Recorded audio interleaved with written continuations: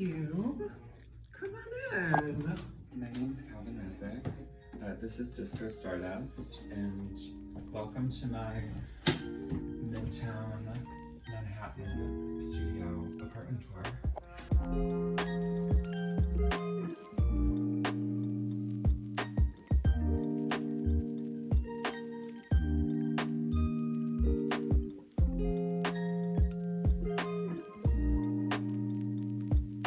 So first when you walk in, I wanted a bold, dramatic moment in this hallway. I love the Carrie Bradshaw closet. That just fully takes up all the storage, and since we're in a studio, it's great to shove everything in one place so everything else can breathe. I went for this like fabulous peachy orange, just like kickstarts the mood as soon as you walk into this place. Alton, my best friend and muralist, did this Trump boy like wainscoting to frame it out. We came up with it together, and it's just kind of this like cartoon fantasy that I really love to play with. And then if you look up close, since this is all wonky, I wanted this to also play it up, and these are actually stones from Lake Erie in Ohio that they made into mounds. So it's a nice little touch.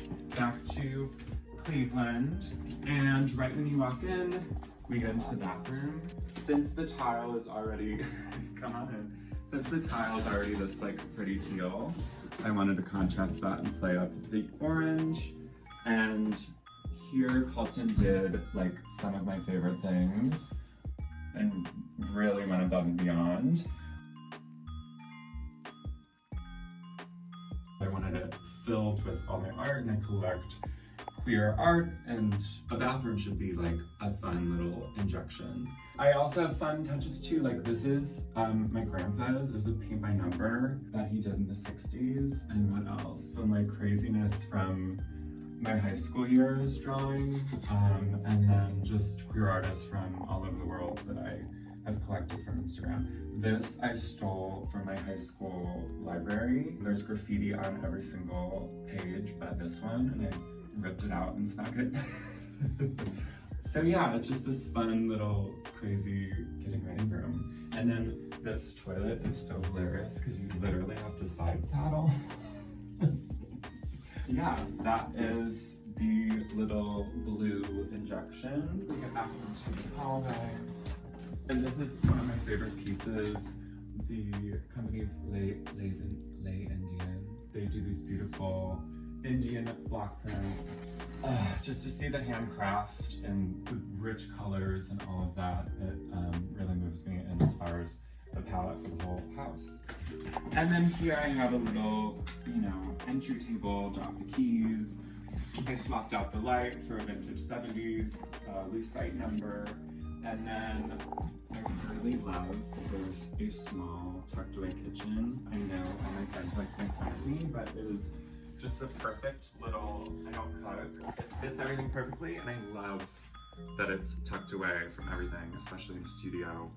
So that's all she wrote on that. Something I love about interior design is finding creative solutions to cover up some problems that are happening in space. So this, for example, I covered up because it was so ugly, and nobody even notices. So just a little pop like that is something that gets me going. And then we walk into the living room space, which the crown jewel is this sofa. The brand's called Hay, and they did a collaboration with this California shop that I just had to have because, of course, it's these warm tones. And what I really love is that when people come into the space, just with all the warmness, and especially at night with all the lights on, just this moody, calming effect that I really pride myself that everybody just feels comfortable in the space. And then I did these walls in this light pink that I actually didn't realize at night you don't even realize it. It just creates the mood. And it's really faint, but it really adds to that ambiance that I really love and cherish. So I love collecting. I feel like a space should be a reflection of yourself, a reflection of your personality, of your life. So throughout all the years, this is just a collection and conglomerate of all of that. And my grandpa raised me going to flea markets and got me into interior design through all these pretty little things. Like this I bought in high school for like $40 in Cleveland. It's mixed with, you know, something else I had from high school, like Lady Gaga. And then there's like this vase that my grandpa got me like a year ago from a flea market, and it all just plays together. So then in the living room, of course I had to go all out, and I got a frame TV to do this gallery wall, and so tested it. It's just a chic little addition, and I do have a bistro table, although I just eat at my sofa. So it's really just like another nook and cranny to add. And then I divide the space with this like big pedestal and plant, this fabulous little bench that I got at my old job on Kings Lane, this bookshelf, and we get into the bedroom.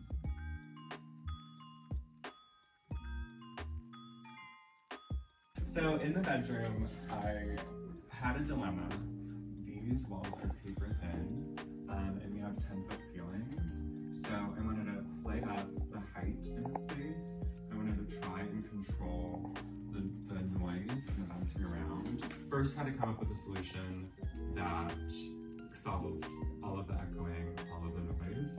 So the first thing I did within the first month of being here was put up these soundproof panel blankets to help with all the bouncing around. And that kind of triggered, how do we make it pretty? How do we play it up? And it actually worked because I kind of tented off this bedroom. It separates the space from the living room. It plays with the height, and it's this kind of fabulous feature of the whole home. Yeah, this is how the bedroom ended up unfolding through just coming up with a solution to noise. I did want to put some coolness in the home, so I have pops of green, I have pops of that deep teal that you see in the bathroom, and a good like deep navy I love as well. It kind of played up, even though I would walk in the space and think it's, you know, all reds, orange, yellows, and all of that richness. So it's good to have those little pops thrown in to give it more layers and depth. So onto the walls in this space, really just have this fantasy of like a tasseled top playing, and it also plays into that tented kind of feel. So Colton went around and did these trompe-l'oeil tassels, cartoony and fun and playful, going all the way around. And I asked if he could paint disco, calling it a bird, because she loves to bird watch. And I think that just really like is one of the major statements of the whole home. And then it's also a nice pop and kind of surprise when you turn around to see something new as you walk out.